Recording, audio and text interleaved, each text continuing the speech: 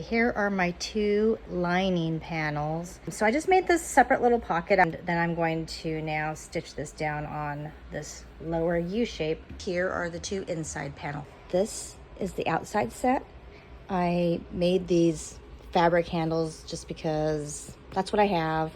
Instructions said to make kind of like an X here about 1 inch down. I just switched to an edge stitching foot. You can see it's not perfect.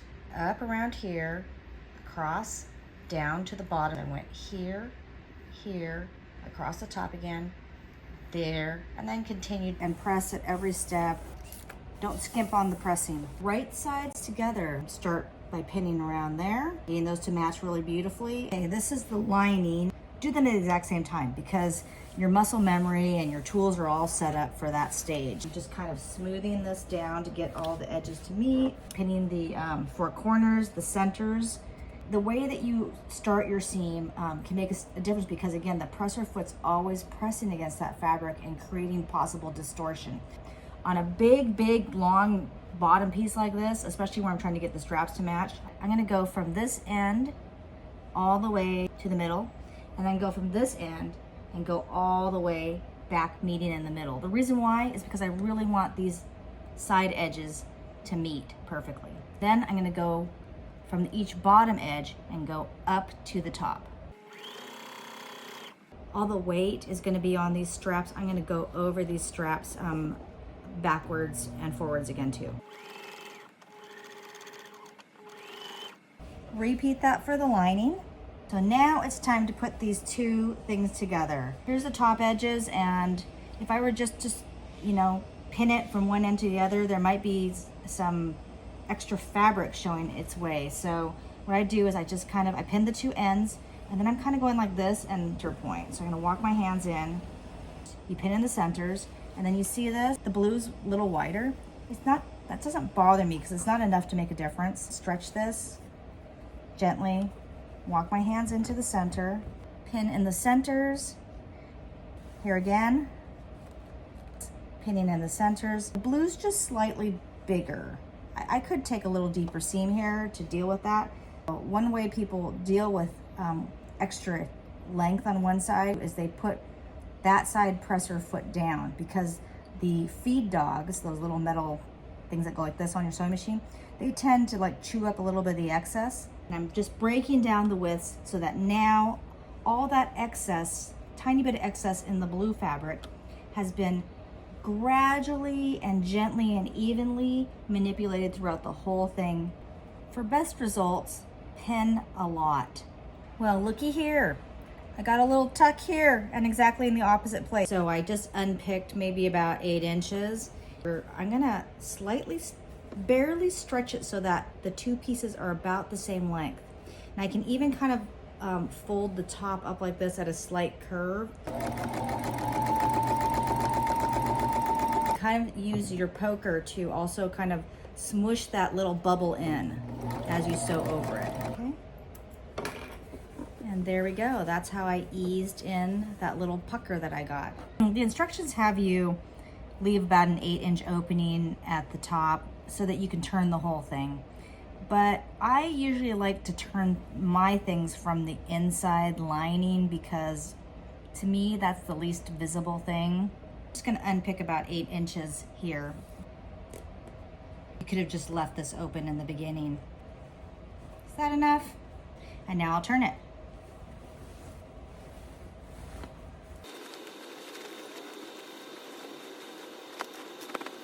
Okay, there it is in its kind of soft form. Here's the inside with my little pocket. Can you believe it? I forgot to do the corner boxes. I can either work through that hole I left, you know, in the bottom lining and do all of those little box corners, or I could just box corner it in total with it all put together. I'm going to go ahead and top stitch. This is called turn of the cloth if you've ever done garment sewing. It's really important when you do any kind of tailoring, especially around necks. You want to favor an edge. You'd pin it that way. I'm starting underneath a strap. It's a place where it's kind of hidden, the start stop. I also want to make sure I've got the proper foot I want to use and the spacing that will definitely fit underneath this strap, because I'm dealing with about a 1/2 inch here. This is going to be the tightest spot. Oops. Just realized I'm going to be a little bit picky here and change my thread color on the bottom. Green on the bobbin side and navy on the top side. To pay attention to how you use your hands when you're sewing, because you're trying to keep everything smooth. So I'm using this hand, I'm putting my whole set of fingers on here to keep it smooth and even so that it doesn't pull away separately from the lining. I might even smooth it this way by pulling it kind of taut, not tight and stretchy, but taut. And if it feels like it's getting wrinkly again, like again, this blue side's a little bit stretchier and looser, then I'll put my fingers here and smooth it out again so that wherever it's sewn, I know that it's smooth, and the seam will then be smooth and the fabric laying underneath it will be smooth. Okay, let's talk about closing up this hole now at the bottom.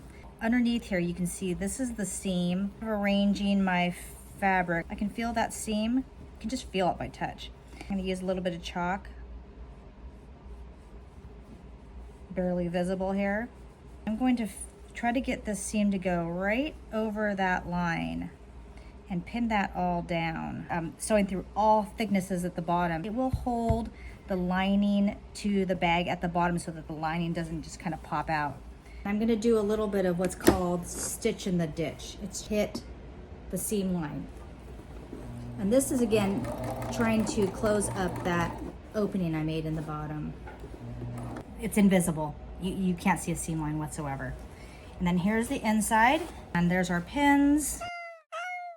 You can see the stitch line here. I mean, some people might want to hand slip stitch this, and hand stitches just aren't as secure and strong as a machine stitch. So, okay, remember I forgot to do those box corners. Poked through to make sure it's really smooth all the way on all 4 corners.